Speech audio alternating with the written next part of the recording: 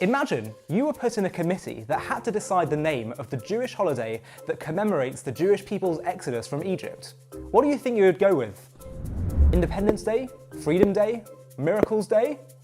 And then imagine if someone at the committee put up their hand and said, "I've got a great idea for you. Why don't we call it Passover?" Passover? Why call it that?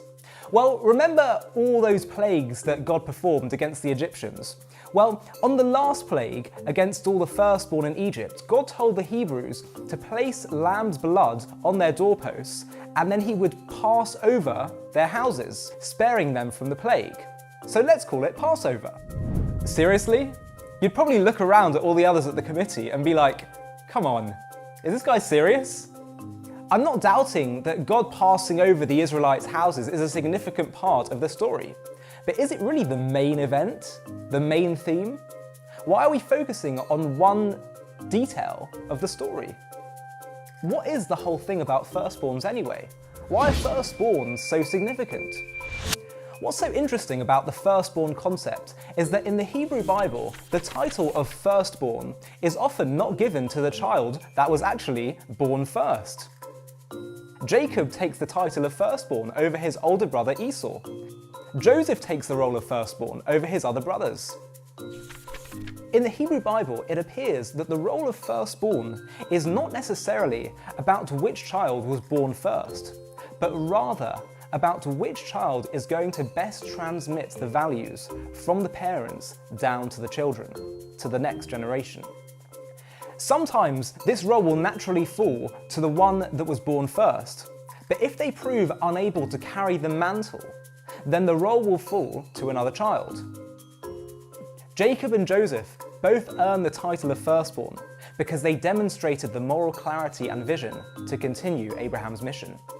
In other words, in the Bible, becoming the firstborn is a choice. So what was going on that night in Egypt during the plague of the firstborn? Perhaps, on some level, by removing the Egyptian firstborn, it was a sign that God did not want the perverse, sadistic and immoral Egyptian culture to be transmitted to the next generation. But the Hebrews were asked to do something too that night. They were asked to take the blood of a lamb and smear it on their doorposts, and it would be a sign to God that he should pass over their houses. In ancient Egypt, lambs were treated as gods. To slaughter a lamb would be a magnificent act of defiance against the Egyptian pagan culture. What the Jewish people were effectively doing that night was to distinguish themselves from the Egyptian culture, as the verse says, to separate between the Egyptians and the Hebrews. What they were doing that night was to choose not to be a part of Egypt's firstborn, but to identify themselves as God's firstborn. On that night, the Jewish people took upon themselves the responsibility of transmitting the values of their Father in heaven down to all of God's children here on earth. The Jewish people were the first to bring to the world the values of the dignity of the human person and the sanctity of human life regardless of race, colour, gender or creed.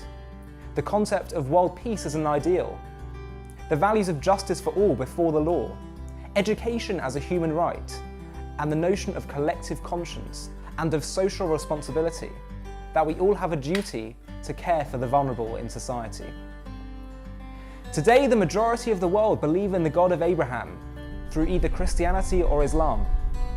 John Adams, one of America's founding fathers, noted the contribution of the Hebrew Bible in playing the most crucial role in civilizing the nations of the world.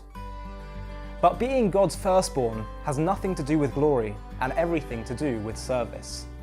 The minute it starts becoming about self-honor, you have failed. A good parent loves all his children, and the firstborn is meant to help transmit that love. A firstborn that ignores the other children betrays the parents.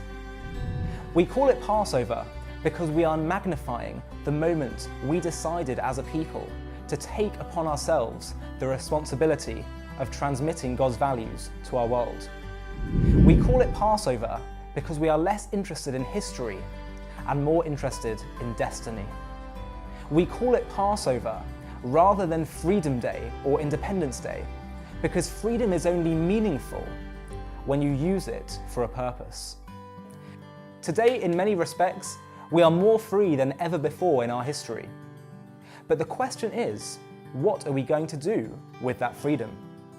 Passover reminds us that we human beings are all part of God's family, and of our responsibility as a nation to transmit our values to all of God's children.